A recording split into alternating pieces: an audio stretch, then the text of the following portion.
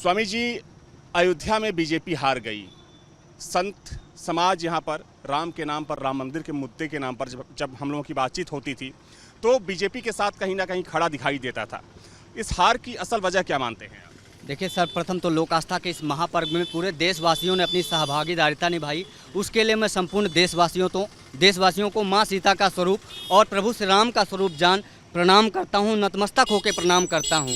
रही बात अयोध्या की, तो अयोध्या ने त्रेता काल से ही एक मंथरा को पाल के रखा है और भगवान श्री राम ने उस मंथरा को माँ बोलते थे। मंथरा ने अपनी सहभागिता निभाई थी और भगवान राम को 14 वर्ष का वनवास हो गया था और ये निरंतर चलता रहा। माँ भगवती सीता के साथ भी हुआ। अयोध्या के ही कुछ जयचंदों ने, जो आज भी वो जयचंद अयोध्या में हैं और उनकी वजह से माँ भगवती सीता को भी वनवास जाना पड़ा था, तो ये पूर्व काल से ही चला आया है। अपितु भगवान राजा रामचंद्र थे, राम हैं और राम राजा रहेंगे अनंत काल तक।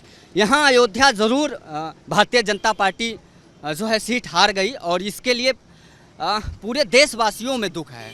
न सिर्फ अयोध्या की जनता को बल्कि अयोध्या के साथ पूरे भारतवर्ष में, अयोध्या से कहीं ज़्यादा अयोध्या के अन्य लोकसभा सीटों, पूरे भारतवर्ष के अन्य लोकसभा सीटों के लोगों को बहुत तकलीफ है, बहुत कष्ट है।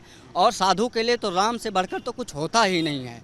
राम सर्वस्व होते हैं। जनता का जो फैसला होता है वो भी तो सबसे ऊपर होता है। बिल्कुल, डेमोक्रेसी लोकतंत्र में जनता जनार्दन होती है और उसी जनार्दन का जनादेश मानकर यह स्वीकार्य किया जाता है। लेकिन फिर भी जिस अयोध्या के विधानसभा में आप खड़े हैं, वहां से भारतीय जनता पार्टी सबसे बड़ी जो है पार्टी बनकर उभरी है और 4000 वोटों से अयोध्या विधानसभा ने उसे जीत दिलाया है। अपितु जो 3 विधानसभा अन्य विधानसभा थे, फिर चाहे वह मिल्कीपुर हो, अन्य और जो विधानसभा थे, वहाँ कहीं से 6000 कहीं 7000 वोटों से ये लीड नहीं कर पाए, हार गए। लेकिन अयोध्या ने जिताया है और ये प्रभु श्री राम जी की कृपा है।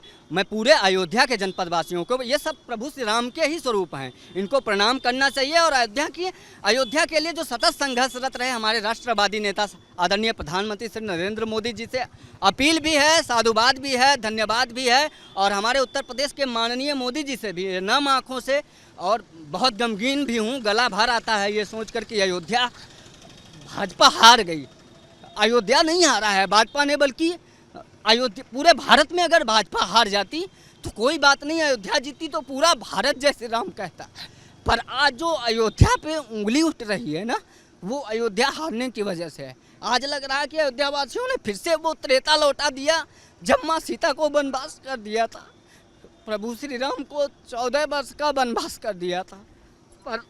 पर ठीक है, ये जनादेश है, लोकतंत्र है, इसमें सबका सम्मान होना चाहिए। और मोदी जी तो राष्ट्रवादी नेता हैं, एक साधु, एक संत, जो एक भारतीय परंपरा को समझता है, राष्ट्रीयता को समझता है, उन स्वतंत्रता के सेनानियों की स्वाधीनता को समझता है, जिसने इस भारत में वातावरण स्वतंत्रता का फैलाया था। वरना गुलामी की मानसिकता में तो आज भी भारत उसी गुलामी की मानसिकता में जी रहा है। आज भी जो राम को हराने का काम करते हैं, राष्ट्रवाद को हराने का काम करते हैं, जुमलेबाजी की बात करते हैं, झूठे वादे फैलाते हैं, जो कहते हैं खटाखट पैसे आएंगे, जो कहते हैं राम मंदिर का वो जो निर्णायक फैसला सुप्रीम कोर्ट के माननीय सुप्रीम जजमेंटों ने सुप्रीम फैसला सुनाया उसको बदल देंगे। मैं चैलेंज करके कहता हूँ आज उन तमाम नेताओं को जो 99 का आंकड़ा नहीं क्रॉस कर पाए और मोदी जी पे तीखी प्रक्रिया करते हैं कि अब आप जो है प्रधानमंत्री का पद त्याग दीजिए, जिनका 292 सीट आया और जो 99 भी नहीं क्रॉस कर पाए, जिनके पास बहुमत कहीं दूर दूर तक नहीं दिखती है, जिनको देश ने 10 को पहले नकार दिया, जिनका कोई अस्तित्व और कोई स्तर नहीं रहा, आज वह लोग कह रहे हैं, अंग्रेजन मैम कह रही हैं, उनके सुपुत्र जी कह रहे हैं, जिनका खुद का कोई अता लता पता नहीं है, वो जातीय जनगणना कराने की बात करते हैं। मैं निवेदन करना चाहता हूँ अयोध्या की धरती से, मैं दिवाकराचार्य महाराज, कि आप पहले अपना जातीय सर्टिफिकेट जारी करिए और भारत के जन को बताइए कि आप क्या जाति है। जातीय जनगणना हम तब स्वीकार कर लेंगे। आप तमाम लोग जो नेता जातीय जनगणना की